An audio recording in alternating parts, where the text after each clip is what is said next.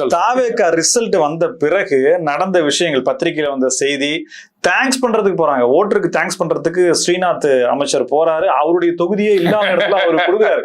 இந்த டிராஜடி எல்லாம் எடுத்து மக்கள்கிட்ட கொண்டு போய் சேர்ப்பாங்களா? நீங்க போட்டீங்கயா, என்ன நடக்குதுன்றது பாருங்க.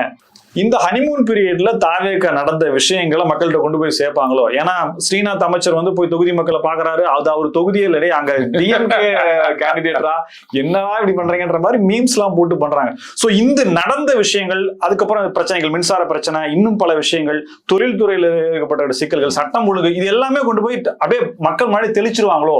அது மட்டும் நம்ம ஜெயிச்சிடலான்ற இதுவே போதும் உள்ளாட்சி தேர்தல் வெற்றிக்குன்னு திமுக நினைக்குதா? நிச்சயமா. ஆனா இதுக்கும் சரியா கை நவுத்திட்டு இருக்காங்க தாவேகா, புரியுதுங்களா? எதுக்காக வந்து அவங்க அதிமுகவை ஃபுல்லா அப்சர்வ் பண்ணிட்டு இருக்காங்க. ஓகே, பேஸ் புரியுதா? பில்டிங் ஸ்டாண்ட் ஒரு வீக்லி ஒன் டே சாட்டர்டேன்னு ஃபிக்ஸ் பண்ணி கட்சிகள் இணையும் நாள்னு இந்த அளவுக்கு அரசியல்ல என்ன சார் நடக்கும்? சனிக்கிழமையான வேற கட்சியில இருந்து தாவேகாக்கு வரக்கூடிய நாள். அண்ட் அதிமுகல வெயிட் பண்ணிட்டு இருக்காங்க. பக்கா ஆஹா, நமக்கு வேற வழி இல்லை அப்படின்னு. இப்ப இந்த உள்ளாட்சி தேர்தல் வேற வரப்போகுது அப்படின்னு சொன்னா, சரி எம்எல்ஏ எலெக்ஷன் தான் போயிடுச்சு, இது ஏராளமான பதவிகள், கவுன்சிலரு, மேயரு, துணை மேயரு, கூட்டணி கட்சிகள் வேற போயிருக்குது. அதான் நம்ம இப்ப முன்னாடியே போயிட்டோம் அப்படின்னு சொன்னா முந்திக் கொள்வோருக்கு முதல் பரிசு அப்படின்ற மாதிரி அவங்க எல்லாம் செட்டில்மெண்ட் கொடுத்தாச்சு. மினிஸ்ட்ரி இலாக்கா எல்லாம் கொடுத்தாச்சு. கவுன்சிலர், மேயர்லாம் நீங்க.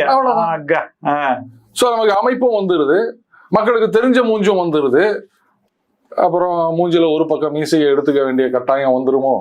இதுதான் நான் அடிக்கடி சொல்றேன். தாவேகா யார் இதெல்லாம் பிளான் பண்றாங்கன்னு தெரியல, ரொம்ப அருமையா காய் நவுத்திட்டு இருக்காங்க. இது புரியாம இங்க தமிழக பாஜக, அதிமுக, திமுக இவங்க எல்லாம் வந்து கதறி நிற்கிறாங்க.